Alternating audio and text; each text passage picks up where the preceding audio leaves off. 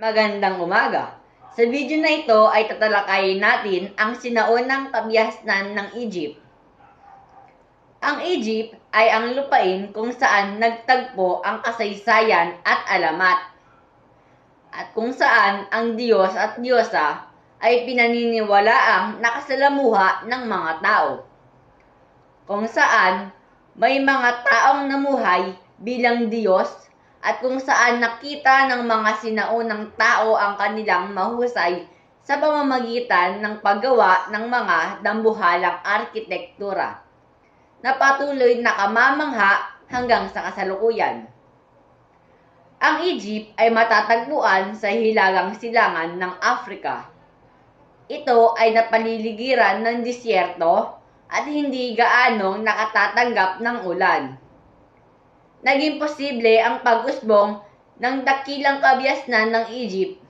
Ito ay dahil sa daloy ng Ilog Nile.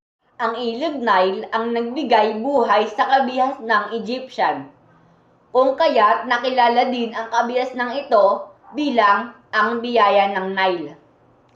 Ang kabuhayan ng sinaunang Egyptian ay umiikot sa Ilog Nile. Mula sa kanilang inuming tubig, pagsasaka, pangingisda, at maging kalakalan ay umaasa sa katubigan nito. At noong 5000 BCE, umusbong ang mga unang agrikultural na pamayanan sa pangpang ng Ilog Nile. Ang mga agrikultural na pamayanan na ito ay naging magkakalabang kaharian.